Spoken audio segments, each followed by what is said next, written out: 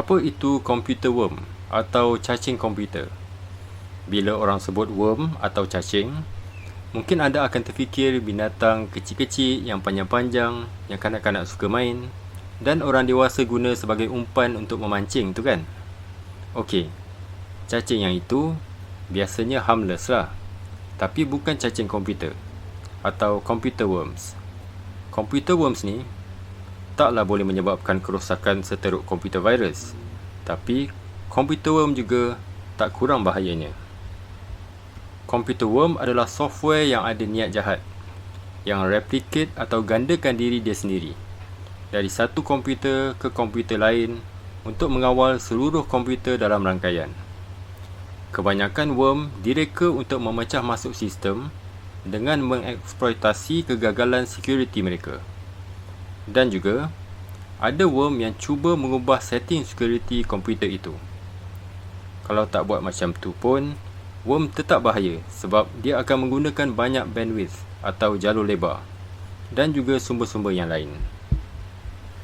Walaupun ramai orang menggunakan dua istilah ni dengan maksud yang sama, computer worm adalah tak sama dengan computer virus. Computer virus target komputer individu, manakala computer worm pula target satu rangkaian komputer untuk create botnet. Computer virus biasanya menempel bersama dengan program atau fail yang sah, manakala computer worm adalah stand-alone. Maknanya dia tak perlu menempel dengan mana-mana software atau fail. Computer worm tak perlu host file. Satu contoh worm yang popular adalah I love you worm. I love you atau love bug atau kadang-kadang juga dipanggil love letter for you adalah sejenis computer worm yang menjangkiti lebih 10 juta Windows komputer sejak 4 Mei tahun 2000. Ia mula merebak dengan email bertajuk I love you bersama dengan attachment bernama loveletterforyou.txt.vbs. Apabila pengguna membuka attachment ini, ia akan activate script Visual Basic.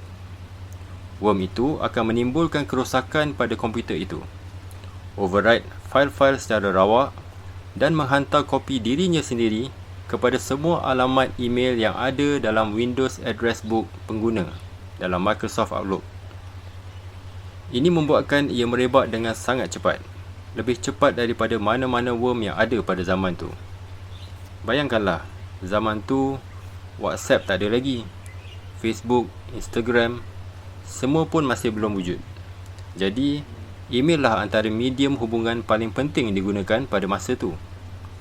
Jadi, bila kita dapat email daripada orang yang kita kenal, jadi ramailah yang klik untuk buka, tengok apa dia isinya. Lepas dah klik, automatik pula send pada semua kontak kita dalam address book tadi. Jadi, kawan-kawan, saudara-saudara, semua akan dapat email daripada kita. Mereka pun samalah nanti.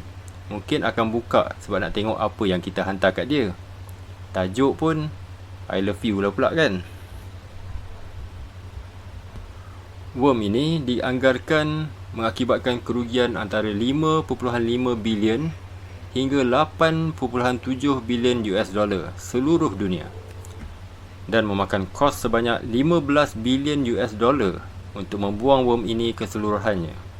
Dalam masa 10 hari, lebih daripada 50 juta jangkitan worm telah dilaporkan dan dianggarkan 10% daripada komputer di dunia ini telah dijangkiti I love you worm ini. Virus ini direka oleh dua programmer. Cuba anda teka, mereka ni dari negara mana? Mungkin anda tak sangka.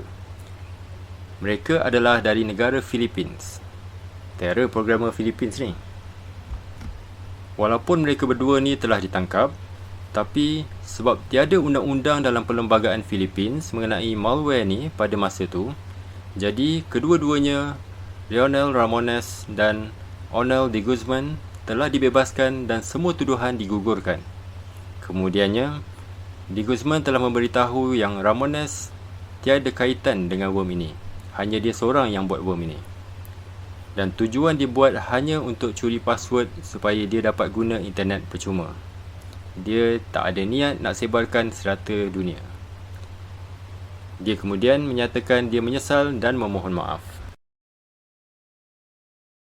Hanya software antivirus terbaik dan terkini dapat detect dan membuang komputer worm tertentu. Jika anda suspek komputer anda telah dijangkiti, adalah penting untuk anda scan komputer anda dan membuang fail-fail yang dijangkiti serta-merta.